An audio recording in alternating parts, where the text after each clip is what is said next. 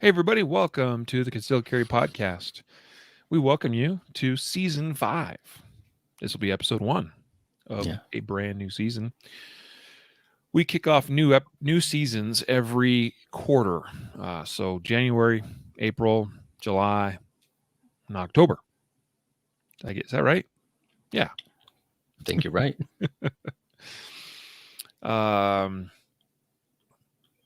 Whether it was a mistake to start breaking things up into seasons or not, I don't know. Too late now because we're not going back and renumbering everything. Yeah, no hats today. I know.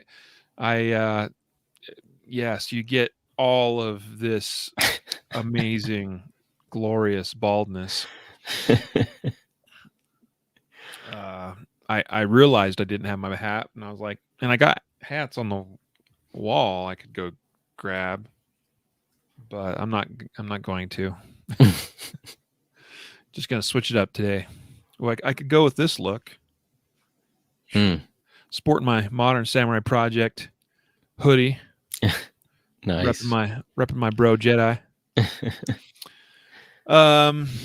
Hey Hopper, haven't seen you in a little while. Thanks for joining in, Connor. Of course, I addressed your comment already. Dajuman, you people and some of your usernames. Let's see. Rich, glad to have you checking in, brother. Tony, the glare. So I did turn down my camera settings because this thing always wants to like be overexposed. Hood up. Okay, Rich says hood up. All right.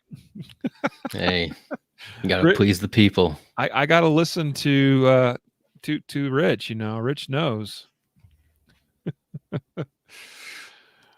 Well, let's do this thing. Let's kick off the actual recorded audio portion of the show. Today is our Justified Saves episode. And I can't do this, Rich. I feel like because I got to look over here and I got to look here, so that's too much tension on the neck. Justified Saves episode today, so it'll be a good one. We got a ton of great stories to share with you, so looking forward to it. Ready, Matthew? I'm ready. Let's do it in 3, 2, 1. This is the Concealed Carry Podcast, Season 5, Episode 1.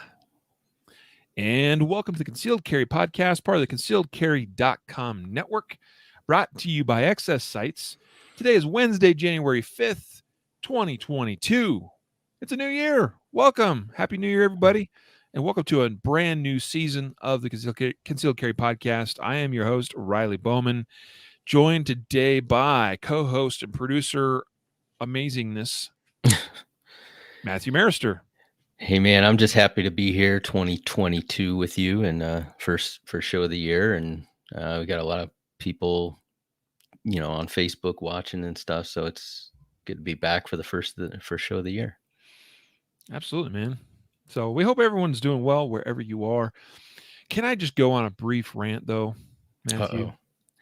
I can't stop you. So the rant is, and I hope nobody takes anything I say too seriously or takes offense by this, but the rant is, I'm tired of what I'm going to call now a cliched Happy New Year's post, if you will, social media post, where it's like, 2021 was a rough year. Hopefully, we look forward to 2022. It's going to be, a better year.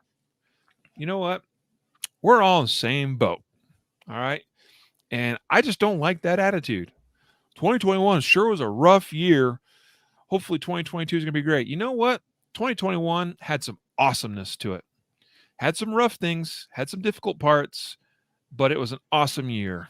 So that's my attitude. And 2022 is going to be even greater. Just had to get that off my chest. You're not going to catch me being all like, oh, it's such a rough year. Anyway, this episode brought to you by CCW Safe. I am a CCW Safe Ultimate member, and I'm proud to be one. Guys, I would encourage you to, if not the Ultimate plan, at least take a look at their Protector and Defender plans for the best coverage in the industry, I believe. And it's because some of the non-tangible aspects of their coverage, which we've talked about many times before. I'm not going to go into all of that today, but please consider joining CCW Safe today. Go to ccwsafe.com to check out their lineup of product offerings and use the coupon code CC Podcast to knock off 10% off of any of their memberships. All right. Guardian Nation members save 20%. So check that out. All right. For you Guardian Nation members out there, it's one good reason to consider Guardian Nation membership. So the other sponsor of today's episode is what I would consider a new sponsor. And it's kind of an interesting thing to talk about because it's sort of a bit of a self-sponsorship, if you will. But I'm happy to announce, we're not going to make a huge big deal out of it, but concealedcarry.com and Barrel Block have joined forces. So we are now one and the same as of the first of the year.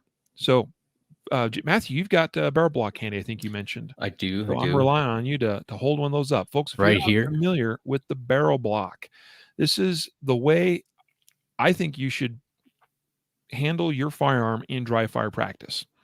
You make it safe, completely safe. Now, that doesn't mean we excuse poor handgun handling or firearm handling, but inserting the barrel block into the chamber of your firearm, it's available in 380, 9mm, 40 caliber, 45, and 357 SIG, if I'm not mistaken. You insert it into the chamber of your gun, you can't insert anything else into that chamber. Okay, it is custom sized for each of those different calibers. It fits completely and fully into the chamber.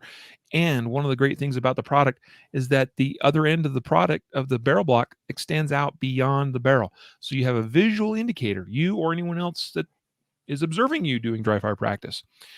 You can trim it, to an acceptable length. So when they come, they're like 7 or 8 inches long.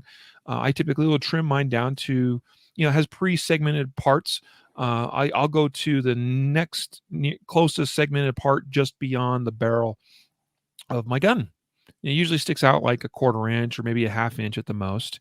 And it's a great visual confirmation and indicator to yourself and to others that you are practicing dry fire safely. And again, you cannot get anything else into that gun. And then combine it with the mag block, which you put into your magazines, which again is a great visual safety indicator that, hey, I'm working with magazines in my gun and I can see very clearly with a bright colored object. Now the 9mm is orange and 380s. I'm still getting familiar with all the barrel block product lines. But I know we had some of them are white, some of them are blue, some of them are yellow. I think some of them are green. So either way, they're all pretty brightly colored. You can look at your magazines, be like, yep, no loaded mags, mag blocks installed. That allows you to manipulate the slide and not have the slide lock back on an empty magazine. So mag blocks in the mags, barrel block in the barrel, boom, safe dry fire practice and get your dry fire on. All right. This is the way I do dry fire practice in my spare time at home or at the office safely, is with the barrel block. Go to oh geez, I think I just inhaled something. Go to barrelblock.com. I think just about any way you spell it probably works. I think we own all those domains now, but the specific one is barrelblok.com. Barrelblock with a K.com.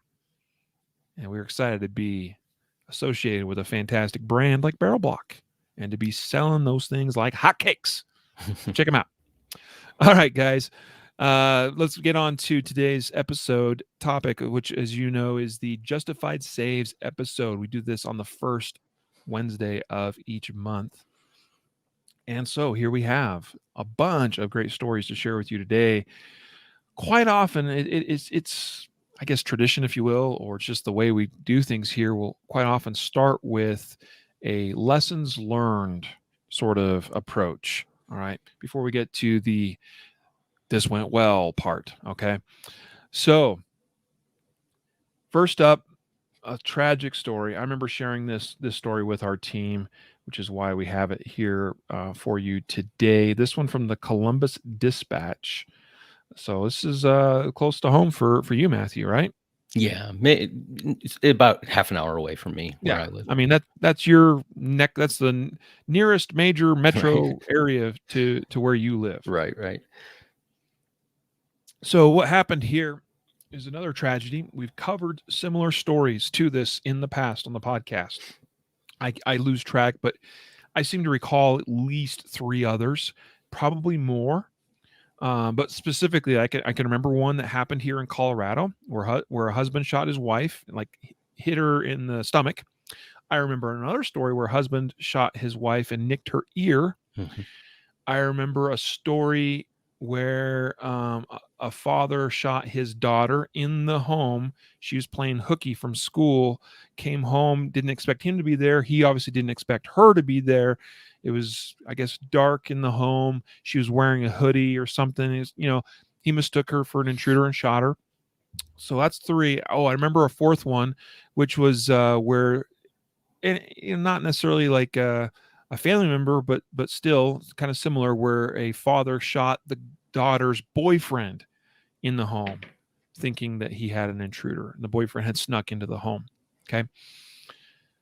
I give you those examples because this is far from being something that rarely happens. All right. We know of at least 4 examples just in 2021, and there's probably more that we just don't know about. But in the year 2021, Jacob just, we were chatting about this yesterday or today, that we have 4 stories from the year 2021 where this very sort of thing happened. What it is a homeowner or an occupant of a home shooting a fellow occupant of the home, and quite often a family member. And this one was very tragic. A 16-year-old girl was mistaken for an intruder. Happened around 4:30 a.m. on December 28th or 29th. I think it was December 29th. Again, this was in the Columbus, Ohio area. So what happened was the security system of the home was activated. All right. So like many of you that have, I have a security system.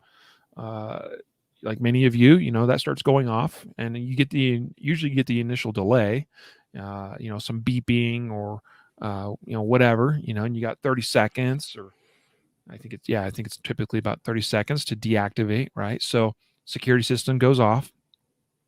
Father gets up, grabs his gun because, hey, it's 4:30 a.m. Security system's going off.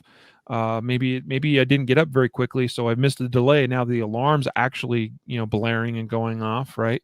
That sort of thing. What's going to be on your mind, Matthew? I mean, I'm probably thinking somebody's trying to make intrusion into my home. Sure. I mean, my kids, my older kids, they know how to deactivate the security system. That's important, I think. And then they're typically pretty smart about it. So, like, hey, if the alarm's going off, I got a problem. So, guns in hand, thinking you got a problem, and you go out. Now, here's the other thing. We've talked about this so many times. You go looking, right? And it happened in the garage where the father found a 16-year-old daughter, but didn't realize it was her, and he shot her.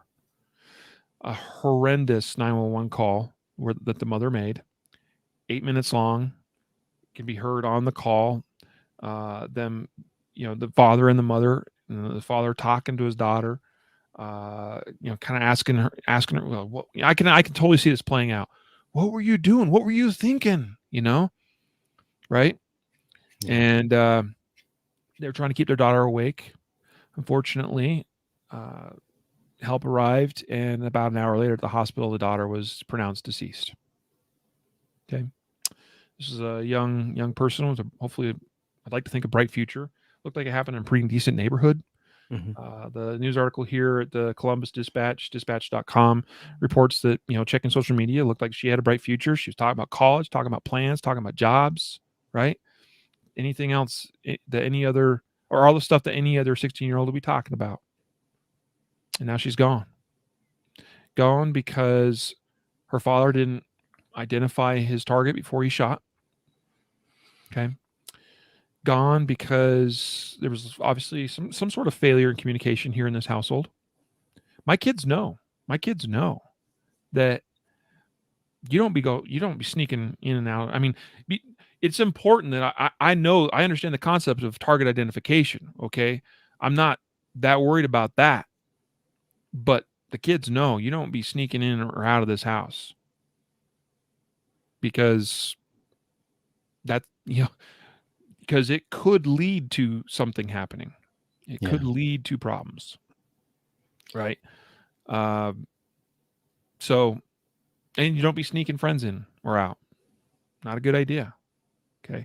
Again, target identification. I'm going to have a light. I'm going to be checking things. I'm going to do my absolute best to identify who's in my home before a gun is up on them and the trigger's being pressed. Yeah. All right. But things can happen. All right. I know the one instance in Colorado here where the husband shot his wife. He encountered her on the stairs, like bumped into her, which surprised him. And I can see things happening in a very quick, sudden manner. You're like, holy smoke, somebody's here. I wasn't expecting. And before you know it, a shot's been fired, right? You're startled reflex. Even if you got a good high and register finger off the trigger, or, for whatever reason, you end up still snatching the trigger because you're startled enough or whatever, right? I don't want to get anywhere close to that sort of thing happening. So family communication is key. Having a good, solid plan for the family is key. That everybody's on the same page. I know the kids do dumb stuff. All right. It's all about having redundancies in place. Redundancy in terms of our home security, right? Redundancies in terms of the plans that we execute as a family, and redundancies that, ensure that, okay, if this happens, well, we still have this to fall back on. And the most important thing is, if we think we have here, that's the other thing, right? Like, the most basic plan is, you think you have an intruder in the home, it's usually not a bad idea. I'm not, every situation can be different, but consider following the doctrine, if you will, that we've talked about on this podcast, going back to the early days of the podcast, of isolate the family, defend the room. All right. Which means don't go searching for trouble, even if it's inside your home. All right. Take up a position of advantage, a position of relative safety and cover. You've got your tools of defense. You know your home. And hopefully, and you do your best to locate your family members, and so you account for them and know where they are, know that they're safe, and then you're able to defend where your family is located in the home. Now, it's tricky when you got things spread out, right? Sure. Compared to me, where I've got the whole family basically all congregated in one part of the house. So you got to do what you got to do that's right for you and your circumstances. I'm just talking about it again. We've talked about many of these things before, because it's so, like, it breaks my heart to read this news story. I came across this and I was like, oh, you got to be kidding me. Yeah.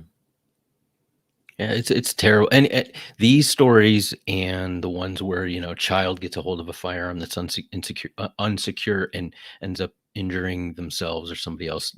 These are, to me, like, because all these people, this family had a firearm for protection, to protect the home, and that's a noble thing. And he wants to, he has a security system, or the family has a security system. So they have a security mindset, right? Like, they're saying, okay, we want to take, I want to take care of my family and make sure they're safe. And I'm assuming, maybe the guy has some training or whatnot, but that same, a system that's in place that is designed to protect the family ends up taking the life of somebody. And, some people will say, well, this will give anti-gunners ammunition. Sure, there's that aspect, but I'm not even so much concerned, because, there's always going to be that. But my concern is that, like, we have to learn from these situations and not just discount them and say, well, that'll never happen to me. Like, you see a negligent discharge, well, that'll never happen to me. I'm not saying that you should expect this to happen, but I don't think any of these people go into the day saying, yeah, I can see myself doing that. Right. Like, I don't think anybody, this guy never thought that he would be that person. And so we can't just discount it. We have to start thinking about these things. And you hit all the wickets, communication, how we respond to these events in the middle of the night, most of the time. Right. And going out and searching our homes, out into the garage. Get to your family, make sure they're safe. Um, Call out, make sure that you're giving commands. Hey, I have a firearm. You're not welcome in my house. The police are on their way. I would have to believe that some of these, at least some instances, maybe there's just the situation just came a certain way and there was nothing really, anybody could have predicted. But in most of the situations, you could go back and say, had they communicated, had they just taken a moment to, do some of these best practice type things, perhaps it would have, somebody would have not lost their life or been injured. So it's a tragic story. And, I always say this with the what not to do stories, and these stories is we have them in here in the justified saves because, lest we just paint this picture as, everybody who has a firearm always responds correctly and nothing can ever go wrong. We have to balance it and say, look, yeah, firearms saves the day, and you're going to see we cover a lot of those stories, but right, we have to also understand the consequences if we don't act responsibly or perform appropriately. Yep. Appreciate your thoughts as well. Let's move along here. We got another tragic story. This one out of, oh shoot, I forgot already where this one, St. Paul, Minnesota. Matthew, will you cover this one for us? This one on usacarry.com. Title is Concealed Carrier Shot with His Own Gun After Trying to Stop a Shoplifter. Yeah, this is also sad. So 49-year-old man, his name is Trinus Darrell Edwards. He was charged with murder. The incident happens in a liquor store in St. Paul. So Kenneth Davis, who's the victim, he's a customer. He goes in. This Trinus Edwards is in there as well. They both exit the store. Actually, I'm sorry. Davis confronts Edwards because he sees him steal a bottle of alcohol. Confronts him, and basically Edwards says, "Okay." Puts the bottle back. They exit the store on security. You see them both exit, and then they get into some sort of physical confrontation argument. It turns into a physical confrontation. The victim, Davis, goes to draw his firearm as they're struggling or fighting. During that struggle, he can't get the firearm out. It drops onto the ground. There's a moment where, they're kind of trying to posture to try to get the gun. Turns out Edwards, the bad guy in the story, gets the firearm first, picks it up, and ends up shooting Davis twice. Davis ends up dying. And it's a sad story. In the note or in the article, it goes into a little bit of background on the criminal the murderer who ended up killing this victim, his criminal history, and not a good guy, not a good guy. But we go back to, it was a noble thing that, hey, put the bottle back. But and I'm not discouraging anybody, if you feel a need to step in and intervene for the good of, like, hey, law and order type thing, but know where to draw that line and know when maybe you shouldn't, and when to say, all right, man, you want to steal it? Great. I'm not going to get involved in this. Because unfortunately this man lost his life over, what it says, like a $12 bottle of alcohol. So it's unfortunate. It's sad. But it's the reality of getting involved in any confrontation. Your risk of, being injured or dead or shooting somebody or ending up in jail or anything goes from 0 to something higher than 0. And I want to keep it as low as 0 as I can. So, yeah. Some things that stood out to me from this incident. I mean, you covered all the big stuff, right? Like, why is a customer getting involved in a shoplifting incident in the first place? Why did he continue to engage with this man, including after they exited the store? There's lots of hey, This dude's dead because he basically asked for it. I know that doesn't sound very compassionate. And I know that some people be like, well, why are we, Monday quarterbacking this, that kind of thing. But the reason we share these stories is as learning opportunities, right? And to get us to start thinking and be like, oh, if I was in that same situation, I mean, imagine this. Imagine that you frequent a store that your friend owns, right? Don't you have some semblance of ownership or responsibility to your friend if you see somebody stealing from your friend's store? Like, don't you kind of feel that? Like, what are you doing, man? Like, yes, it's not your store. Yes, you're not employed by that store, but like, you care about these people, you care about this business or whatever, right? Like, you have to keep your emotions in check and think rationally and be like, uh, it's not worth getting involved over a $12 bottle of vodka. It's not even worth your friend that owns the store to get involved over preventing the theft of a $12 bottle of liquor. It's not. Okay. I mean, it's certainly his right within the bounds of the law to try to prevent that theft, but it's probably not the best use of resources. Okay. Anyway, so that's why we talk about these things. But this guy basically asked for it. He involved himself in something that had nothing to do with him. He took it upon himself to be the protector of this business. All right. This is why the whole concept of the name of the so-called sheepdog has in many circles fallen into, it just has become kind of like a sort of a icky taste in the mouth sort of thing, because people have taken this attitude of the sheepdog concept of, well, I'm not just, I'm a protector. I'm a protector of myself. I'm a protector of my family, but I'm a protector of my community too. And it's my duty to be so, because us sheepdogs got to protect the sheep from the wolves, right?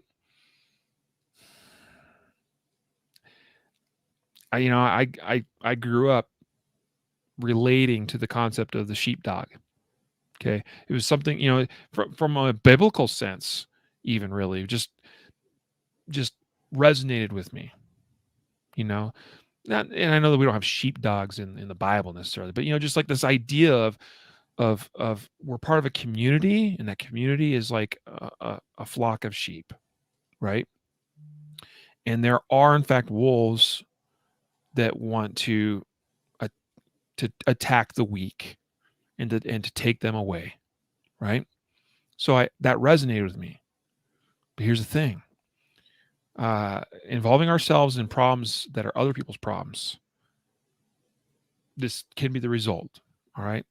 So, you know what? If you're willing to pay that price, then by all means, do your thing. Now, a couple other things that stood out to me. And Hopper, you're exactly right. There's a difference between defending life and defending property. Absolutely. Right. I mean, $12 bottle of vodka, or even if it's even if it's $100 bottle of liquor, still not worth it. I'm sorry to say. I know there's people that will disagree with me, but I tell you what, let's get into a fight, and let's throw down $100 bill, okay? And if you can beat me, you get the $100. Let's just, you willing to roll the dice? Like, come on, let's go, right?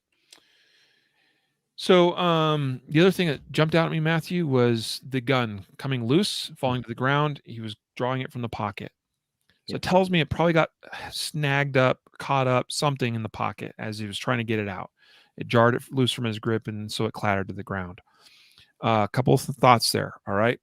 Pocket carry is one of the lesser ideal methods of carry.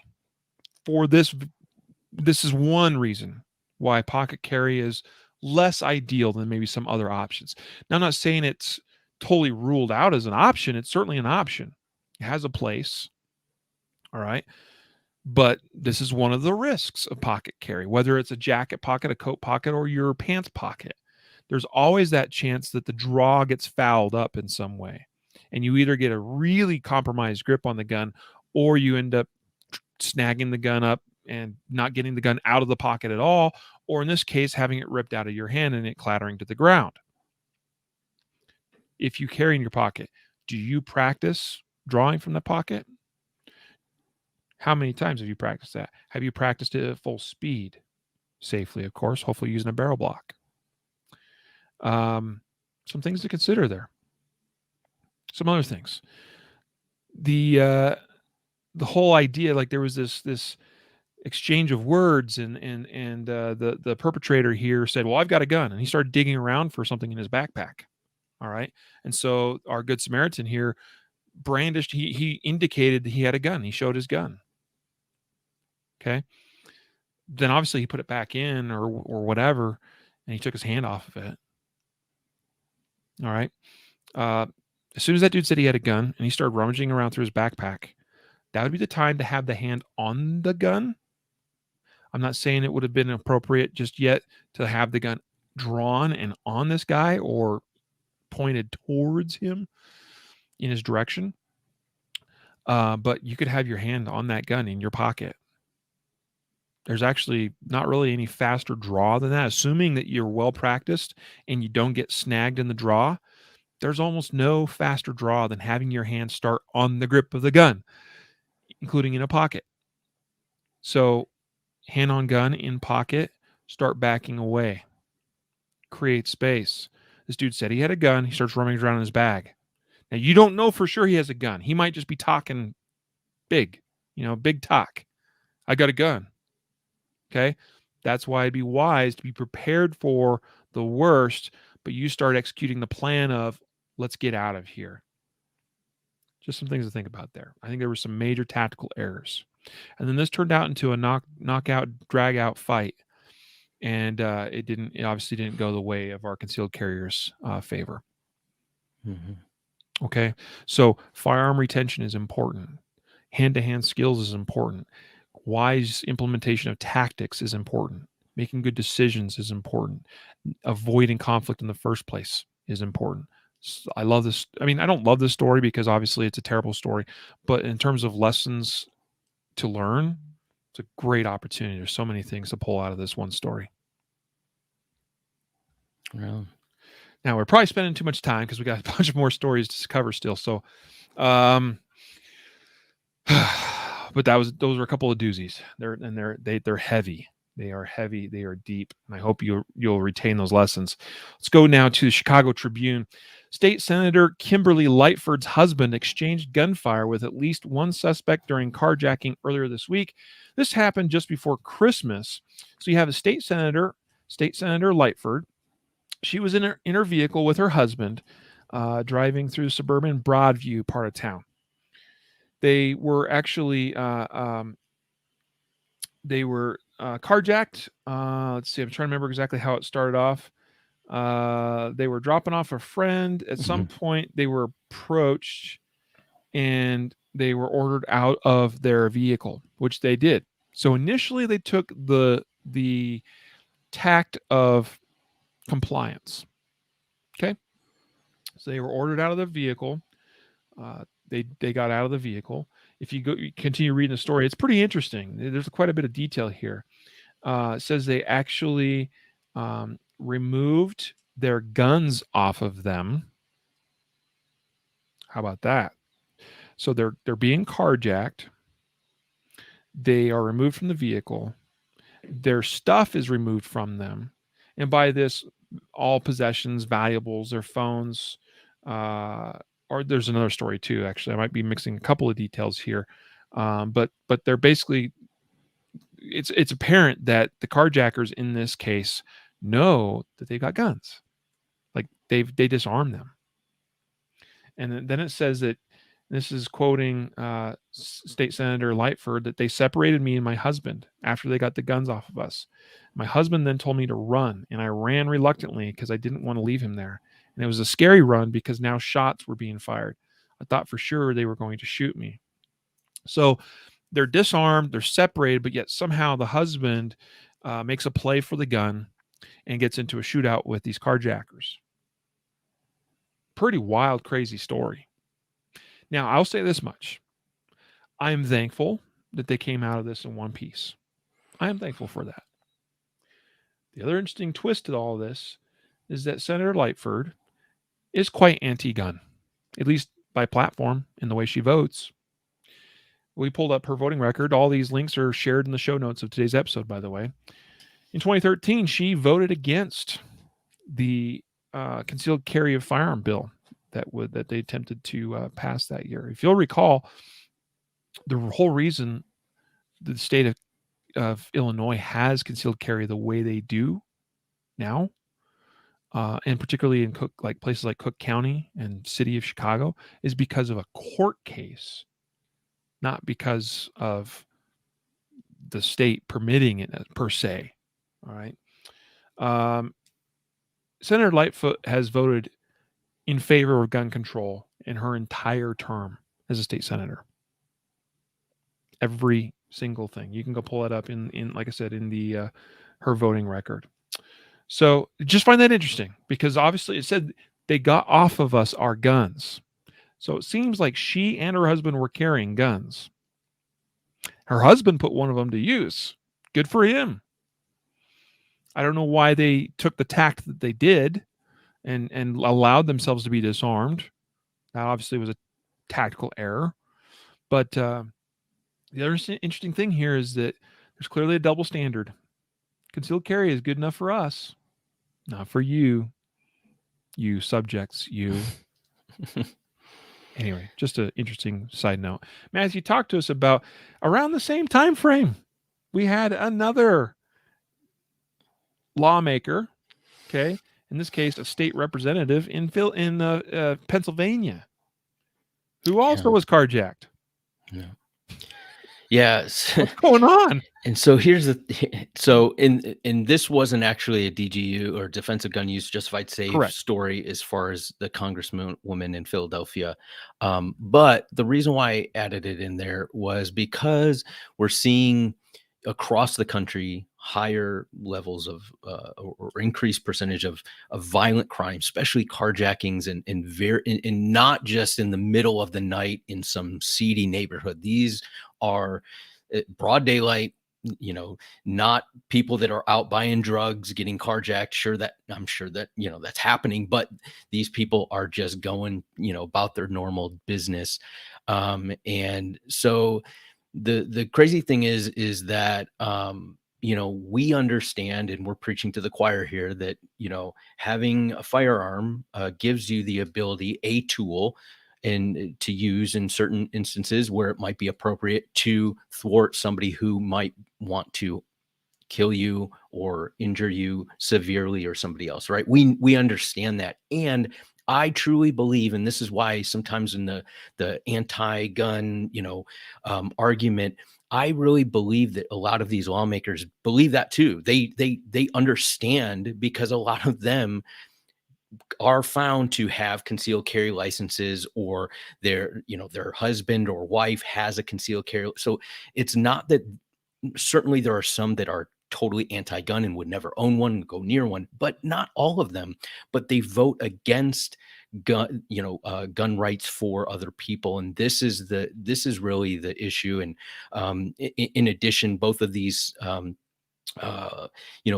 represent or lawmakers were also pro defunding police and reforming the police and taking them off so you see that, like, the ideology of this is broken. And so when they're doing something different than what they're telling you to do, that's a red flag for me, that these aren't people that I trust. And so I'm glad, I want to go on record, I'm glad both of these women and the husband are okay.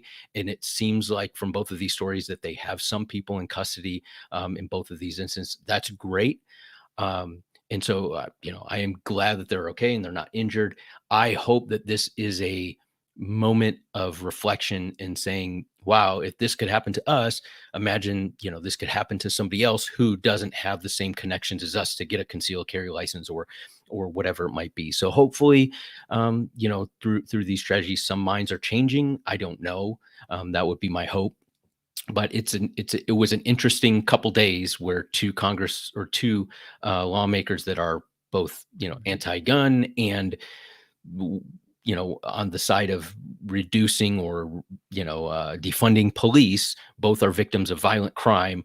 One of them, their husband has a firearm, and so it's just a kind of a strange couple Yeah. days right there.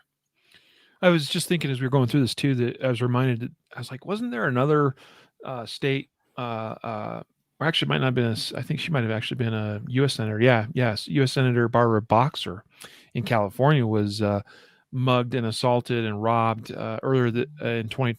I was going to say earlier this year, but we're in 2022 now. So it was back in July of 2021.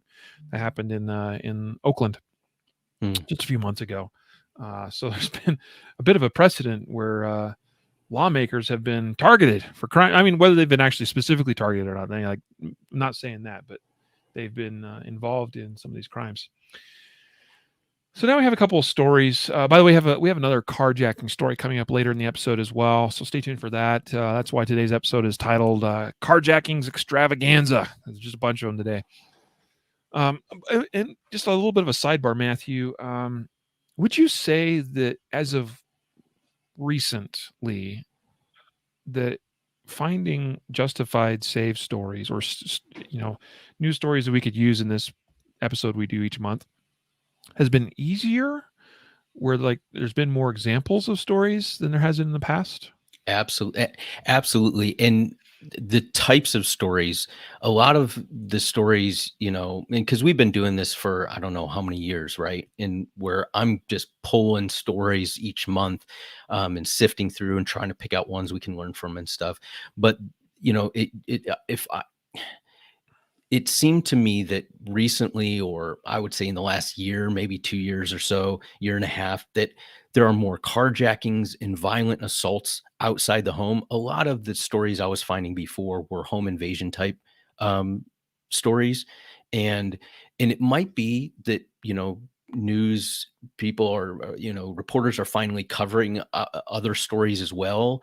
But it used to be, and what's interesting is the detail in the stories I'm finding a lot more detail. So instead of, man, defends against robber in alley and shoots him, police investigating, like 3 sentences, there's some actual, like, we interviewed a neighbor, we saw, video footage of this. And so it seems to me that, that there are it's better covered.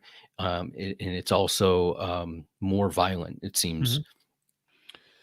I know it's anecdotal, but it just Sure. seems like even just in the last few months, it just feels like there's just been so many examples.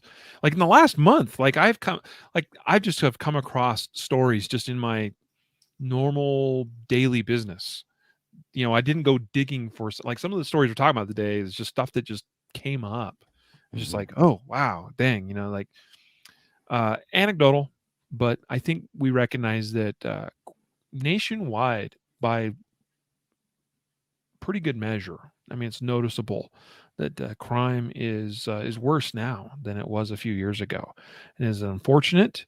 And there's obviously some reasons for it. And I'm not going to get all political about this or anything, but it's just a good gut check that, hey, we need to be ready and prepared, maybe more now than ever before, because these are crazy times I think we're in.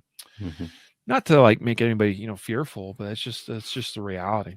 We have a couple stories actually dealing with dogs, interestingly enough.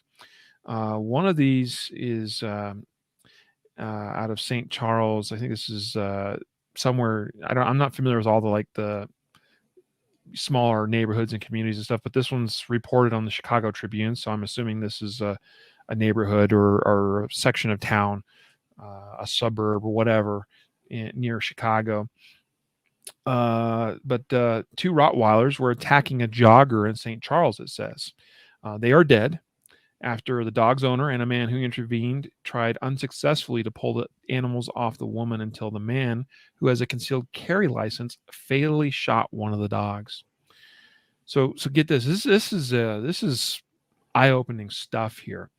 Now you should know that one of the dogs was put down, was euthanized voluntarily by the owner of the second dog, the dog that was not shot by the Good Samaritan in this case. But you had a woman that was jogging through this neighborhood, if you will, 51-year-old woman. She's jogging in the area, and then these two Rottweilers suddenly attacked her. One had her by the leg, it says, and the other had her by the scalp. Doctors, get this, doctors had to use 6 feet worth of sutures to repair her body. That's crazy. That is super crazy. That's a lot of stitches. It's a lot of stitches. It says here, a Labradoodle made it past an electric fence and ran from its yard to where the woman was jogging to greet her in the street. The jogger and the homeowner were acquaintances and friendly with one another. So the woman stopped running, grabbed the Labradoodle by its collar, and helped it back to its owner, who had been standing in the driveway watching the exchange. That's when the two Rottweilers came bounding out of that home and started to attack the jogger.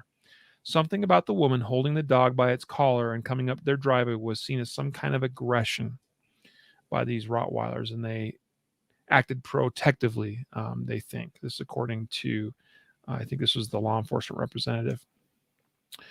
The homeowner was trying to pull the dogs off to the jogger, but he didn't have any other means of protecting this woman. But it just happens to be that a concealed carrier was driving by, and they saw this and got out of the vehicle to try to help. And when they couldn't pull the dogs off, he grabbed his gun and shot the one dog at point blank range. He had to take appropriate action to save her life. And I believe he did. Again, quoting from, I was trying to remember, this was the Kane County Sheriff. So this is actually the sheriff for that county. So he's saying that, they did good. They did what they had to do. They did the right thing here. Now that shot killed the one dog, and apparently it was enough to get the other dog to also break off its attack. And as was mentioned, that the homeowner then voluntarily had the other dog put down, which is unfortunate. But, like nobody likes to see the loss of life. A lot of dog lovers, animal lovers out there, including listen to the podcast. It doesn't seem that, from reading, I'm not going to go into too much detail here, but from what I could tell reading the article, I mean, the homeowner this was unexpected for them. It wasn't thought that these were known so-called attack dogs. Just for some reason they went on the attack, and it got out of hand right quick. I mean, 6 feet of sutures to patch this woman together. Yeah. There was one interesting comment in the article, and it talked about when the concealed carrier arrived on the scene and he was trying to pull the dogs apart or off this woman. It says, but the man didn't have the gun with him, so he called his father, who was maybe a block away, and asked him to get his gun and bring it to him, which he did. I believe he put it in his car, and the man retrieved it. So I don't know if the concealed carrier left the gun, bolted out of his car, away from his car, and his firearm was in his car and he left it there, or if it was maybe back home and his dad, hey, grab it off my, out of my safe or whatever and bring it, and he brought it that way. But it appears as though that he didn't have the gun initially on him, and that he had to make a call for someone to bring the gun, because he's now, in an active fight with these dogs. They're trying to, pull him off this woman. But, it's crazy. And I think this, if you, we put the show notes there so you guys can actually go and, don't just take our word for it. Go read some of these stories, because there's much more detail in, he explains, why he had to take basically almost like a contact shot and shoot how he shot the dog, because, he didn't have much, he had to take in consideration where this round would go if it passed through the dog, since they're mauling this woman. Mm-hmm. But he shoots one dog and the other one runs away.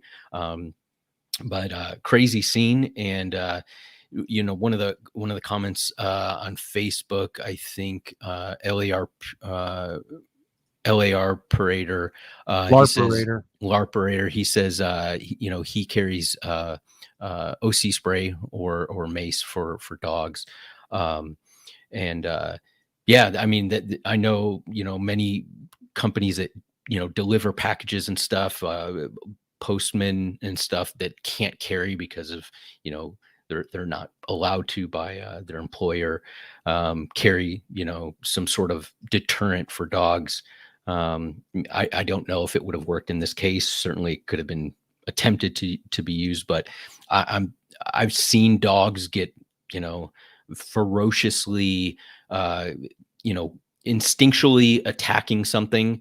And to me, I've never thought that OC spray was going to be the thing. It might stop a dog that's just kind of showing some aggression, but once they get their teeth into the, I think that instinctual mind kicks over, and you're not going to get them, you know. But it certainly couldn't hurt if that's all you had. Yeah. Yeah. I mean, then you have the challenges of dealing with secondary exposure, including the woman who's already in misery. And if you're Yeah, dousing the dog, there's a good chance she's going to get exposed as well, which probably isn't going to, help either.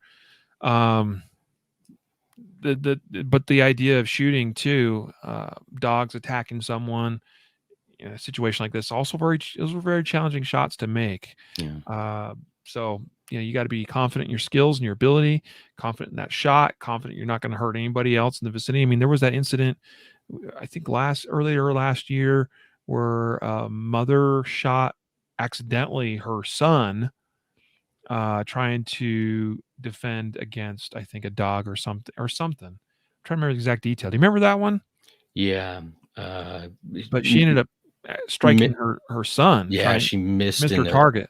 yeah, missed and hit the street or the concrete, and it kind of Yeah. deflected, and yeah. Yeah.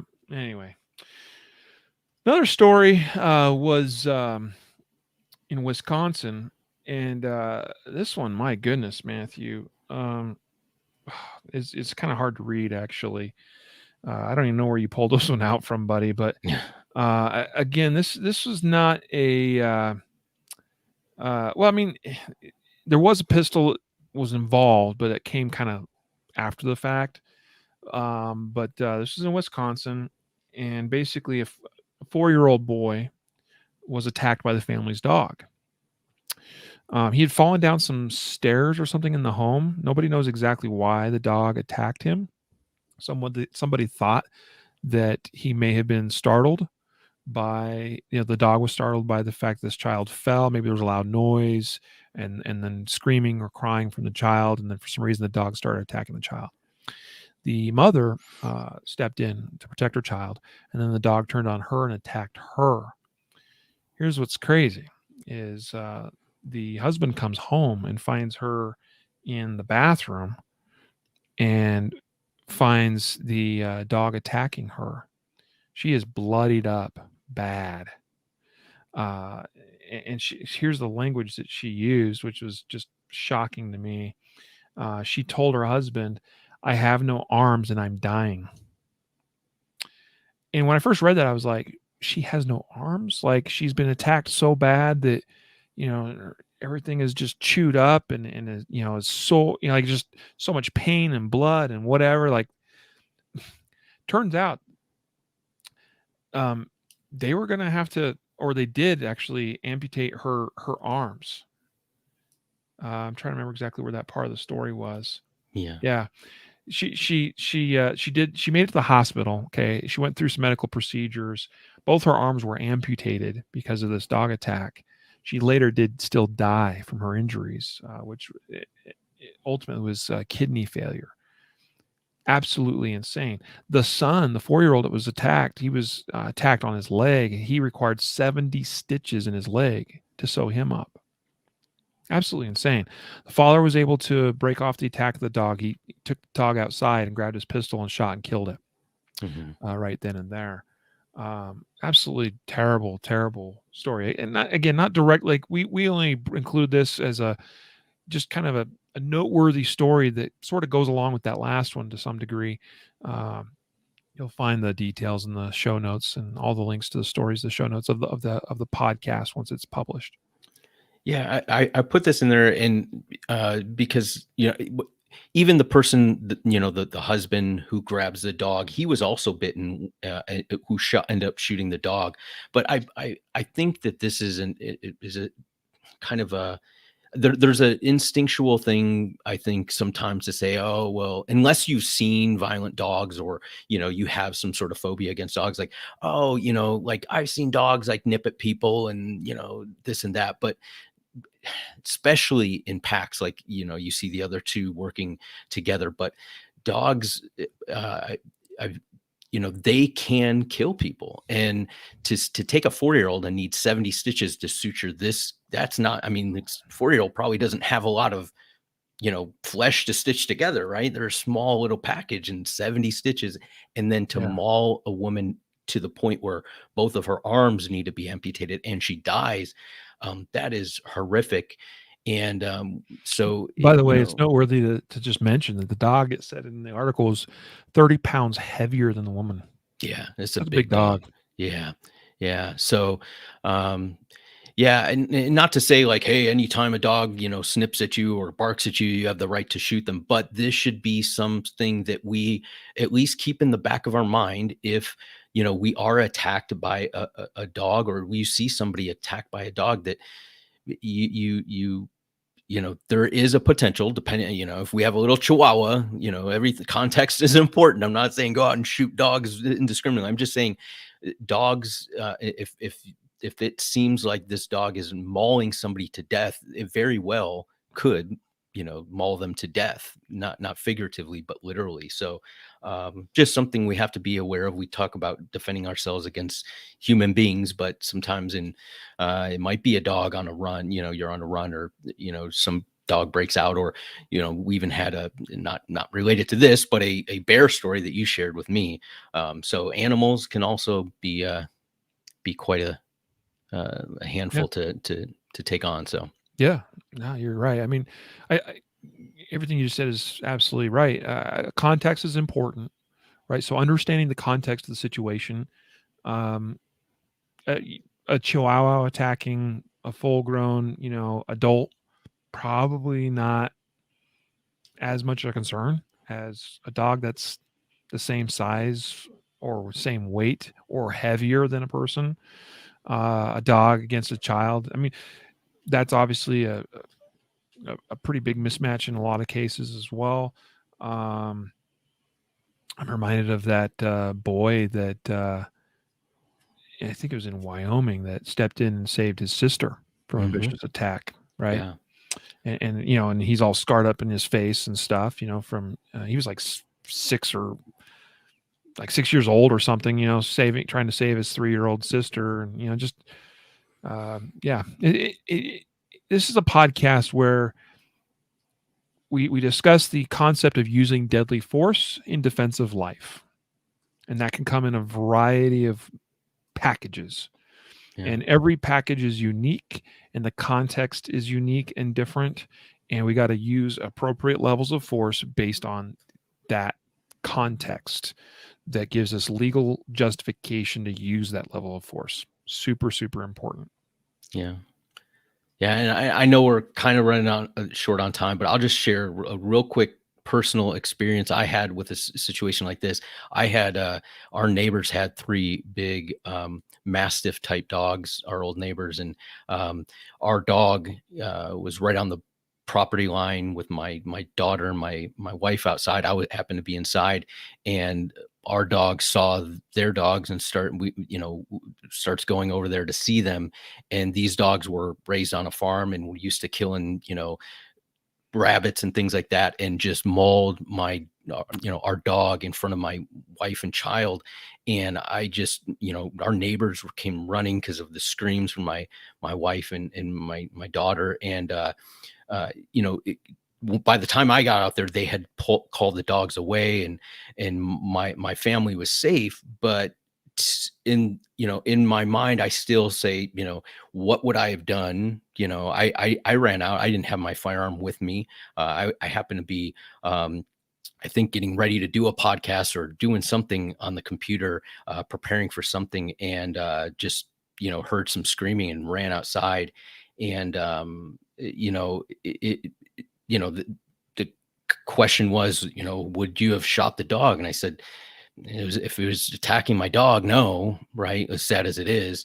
But I had my daughter and my wife like mere feet from it. And so if they had turned from ripping my dog apart to my family, it would have been, just something to think about. You never know when situation is going to happen, and how, and you have to kind of at least have something in the back of your mind. Yeah. It's that's a possibility, right? So Yeah. Yep. Good thoughts, man. And we promised we would talk about another carjacking story. So Matthew, tell us about this Lyft driver shoots 2 men during carjacking in West Philadelphia. yeah, this happened in Philadelphia. 38-year-old Lyft driver shot 2 men. Basically, what happens? This is about 2:30 p.m.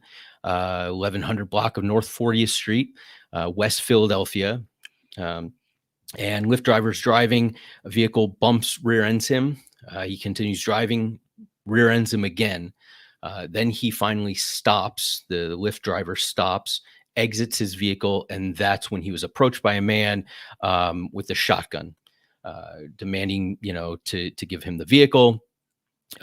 As the driver, or as the one of the suspects with the shotgun takes the vehicle, the Lyft driver, who has a concealed handgun on him, shoots him. He also shoots the driver in the other vehicle. And later on, both of the vehicles and the men were found by police.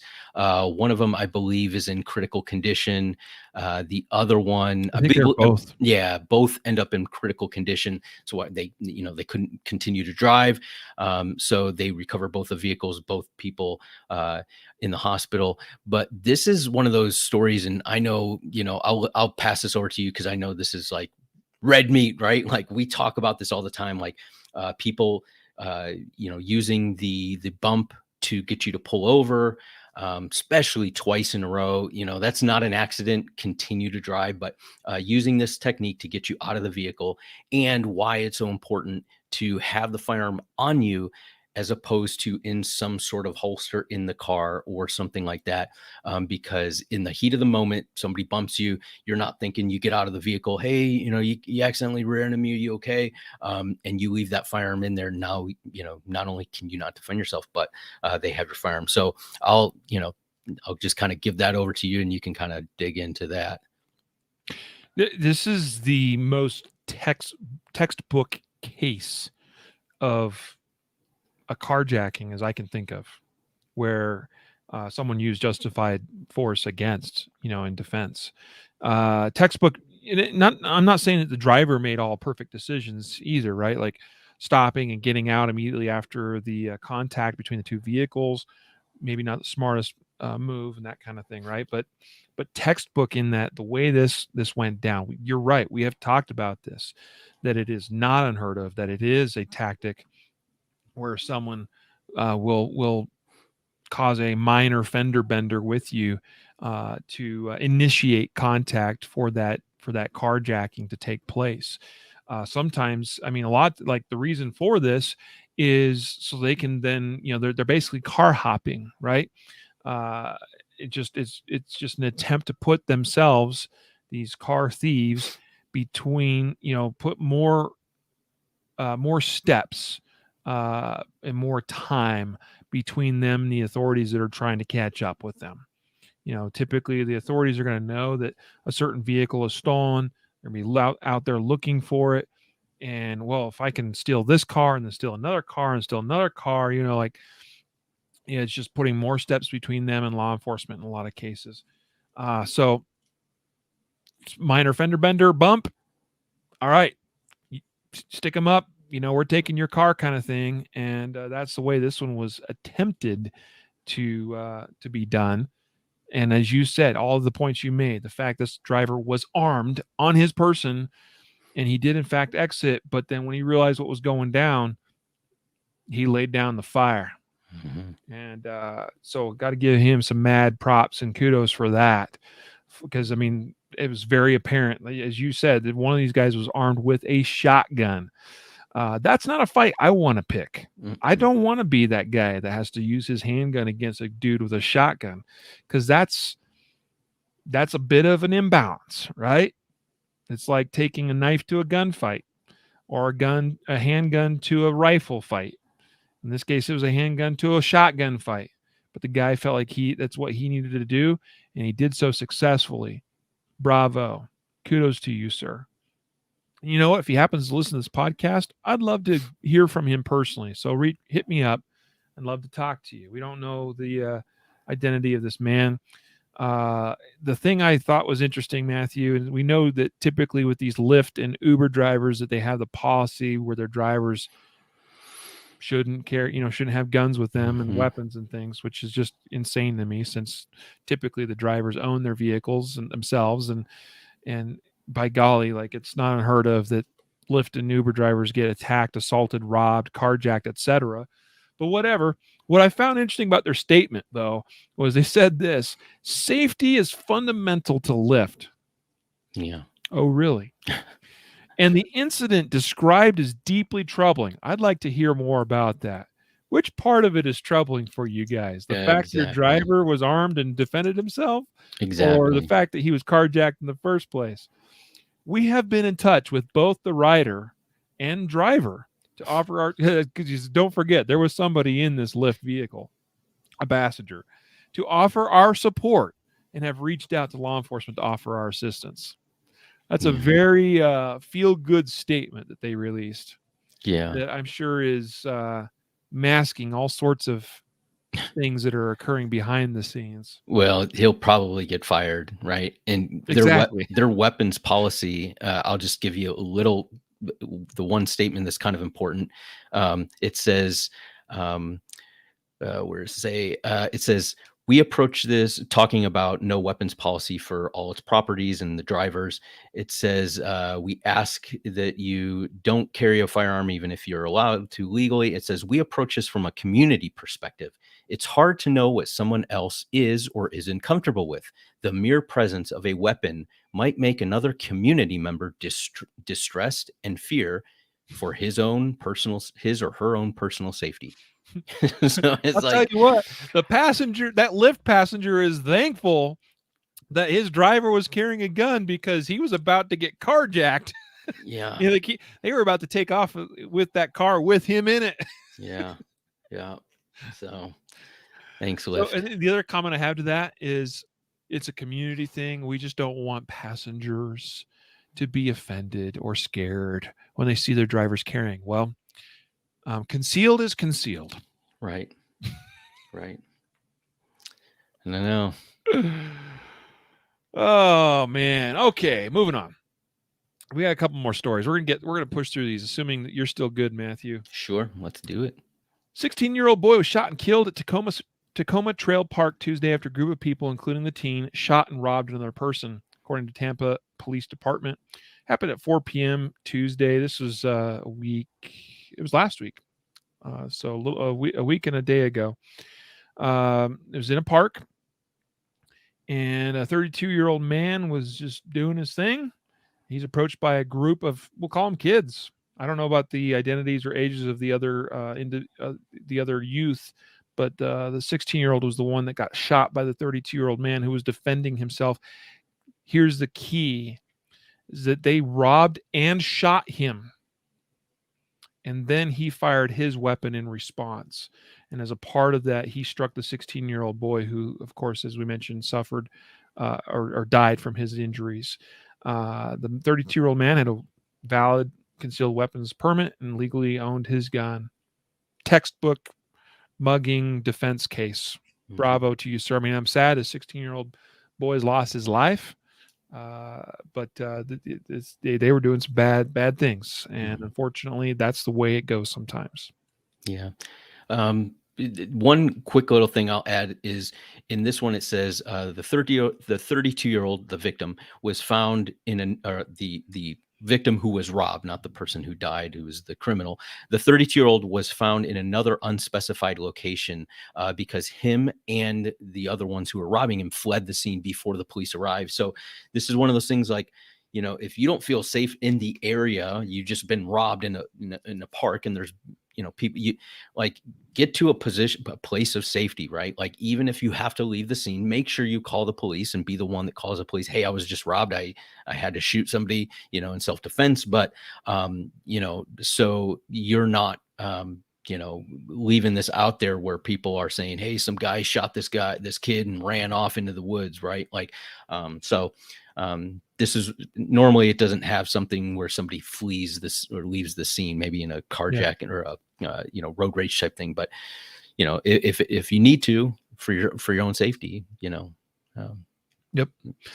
And contact authorities as soon as you safely can do so. Because that's going to be super important in instances like this, where we've seen some things go somewhat sideways with respect to a crime being committed and a person defending themselves and then leaving the scene.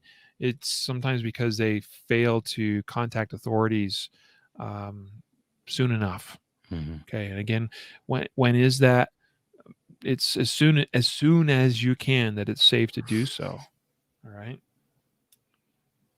What you don't want to have happen is where the attacker, the criminal, somehow is the one that contacts authorities first and tries to paint the picture that they were the victim. That's where you get yourself in trouble. So don't delay any longer than you absolutely have to from a safety perspective. Matthew, talk to us real quick about this naked intruder shot to death after assaulting elderly couple in their home. Yeah, this is a sad one. So, naked man. This is in the morning, I believe. December 22nd. So maybe on the 21st, this happened. Basically, 54-year-old man acting erratically, smashing, cars in the neighborhood. Somebody calls the police. As they're responding, he breaks into the home of a couple that is in their 70s, upper 70s. Breaks into their home, happens to only be wearing a t-shirt or a shirt, and nothing else. So, the guy's probably not, operating coherently. He assaults both of the members, this husband and wife in their 70s, assaults them. As he's assaulting the husband says, hey, to his wife, get the gun. She goes to get the gun, which is apparently in a bedroom or another room. This half naked guy continues and starts assaulting the wife, violently assaulting her. She's able to get the gun, give it to the husband, who ends up shooting this crazy lunatic, and he ends up dying on scene. The sad thing is she's actually hurt so bad that they have to airlift her to the hospital, and the husband is injured, and he ends up taking the ambulance to the hospital. There's no update on her injuries, She but is still in critical condition. Yeah, so right. This was a violent, crazed assault, and these are those assaults that we're talking about where you're not going to just rack a shotgun and they're going to hear it and run away, right? You're not going to scare them, hey buddy, I got a gun, and they're going to run away, or a flesh wound to the arm is going. These are people that are crazed, and this was a violent assault on two elderly people that it was tragic, but hopefully they both are okay. Yep. Agreed. Good analysis. Final story. All right. We've gone a little bit long today, but I hope you guys will forgive us, and I hope you've appreciated the stories we've shared with you. Now, by the way, we haven't shared everything with you because we usually have to whittle these things down. There's a couple extra stories and links that'll be in the show notes of the published podcast episode. So you can see those in the show notes.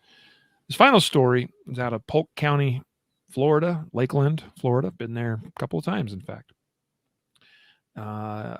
Detectives with Polk County Sheriff's Office responded to a shooting of a man who they said broke into a Lakeland home Tuesday afternoon. The suspect was a 42-year-old man. He forced his way into the residence by throwing a flower pot through a glass door. This happened around 12:50 p.m. It's just after noon. Deputies said Stillwell was shot. Oh, that's the suspect's name. Was shot 3 times by the homeowner. He was taken to the hospital where he was last reported in critical, stable condition. They did also find a shotgun belonging to the perpetrator in the backyard of the home, as well as they had video evidence showing him approaching the home through the backyard. The sheriff said that the evidence in the case indicated that he illegally entered the home and the homeowner did the right thing by shooting him. The castle doctrine is very clear in Florida law. A person's home is his refuge. The homeowner did exactly what he had a right to do. I commend him for protecting himself and defending his home. We have a very violent breaking and entering into the home, throwing a flower pot through the door, through the window. Man's armed with a shotgun. So here we have a second story in today's episode where a shotgun is involved, used by the perpetrator of a crime, and the good guy here defends themselves. Actually didn't say, I think, whether he used a pistol or not, but the man was shot 3 times by the homeowner. So bravo to you, whoever you are, for doing what you had to do to defend yourself that day. What a scary incident here. Yeah. Got a bunch of them today. Yeah. So we hope that you all are made smarter and wiser and hopefully inspired to do whatever you got to do to prepare yourself to be better, stronger, faster, more accurate, whatever it is, so that you can prevail if you happen to be involved in a deadly force incident. All right. That's why we share these stories. We think that they are enlightening, that there's lessons to be learned, things to be considered, questions to be asked, mostly questions to be asked of ourselves. Am I doing what I need to do to prepare myself? That's the way I look at it. Agreed. Yep. Folks, thanks for listening to another episode here, this first episode of season 5. We are now going to announce our weekly podcast giveaway winner. Today, we're giving away a Ready Up Gear ear clip. This is the belt clip where you can stash or stow your over-the-ear ear protection on this clip. I use one every time I go to the range, teach a class, whatever. It's a great product to have. I used to stick my ear pro on my head, stick it on my leg. On the head would kind of pinch my head and get tiring after a while. On the leg, whatever reason, just seems to always slip down to my ankle, and I don't like that. So, hey, use the Ready Up Gear. I think we just call it the ear clip, which kind of doesn't make sense because you're not clipping your ears to it, but it's the it's the shorthand we often refer to, eyes and ears. Get your eyes and your ears on.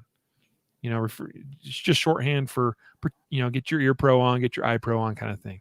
So, who's our lucky winner of a Ready Up Gear ear clip? The winner is Philip H. You are the winner. So check your email. I'll be sending you an email. I know somebody by the name of Philip H. I hope it's my friend. Congrats. Maybe it is. Maybe it's not. I don't know. Now, next week, we are giving away a palm pepper spray unit. As long as it's legal for us to ship it to you. I think there's only like 1 or 2 jurisdictions where that's really an issue. But guys, sign up for the weekly giveaway at concealedcarry.com/podcast prize for your chance. And it's a good chance to be a lucky winner of a palm pepper spray unit. Might be helpful and useful in some of the situations like what we've discussed today, against animals, dogs, against people, in situations where maybe it's not quite time to go to the gun just yet. So, this is that bridge between a harsh word and a gun. So, and hey guys, we will have Chuck Haggard back at the 2022 Guardian Conference in September later this year, and he'll be doing at least another one of his pepper spray courses. So look forward to that. All right. It's good to have that training to go along with the product as well. Absolutely. Well, that brings us to a conclusion of another episode. Again, our sponsors today is CCW Safe. I guess you could say Concealed Carry Weapons Safe. CCW Safe, ccwsafe.com. And don't forget to use the coupon code to save, including if you are a Guardian Nation member. I want you to get max savings you can. You're going to save 1/5 of the cost of CCW Safe membership if you're a Guardian Nation member. And again, barrel block with a K.com to pick up. You can grab a barrel block for all the different pistol calibers, most of them anyway. We don't have them all, but we have most of the main popular ones. Pick up a barrel block today to make sure that you are doing dry fire practice in the safest manner possible, so we don't have accidents. All right. So with that, a reminder to train right, train often, and train safe so you can fight hard, fight fast, and fight true. Take care.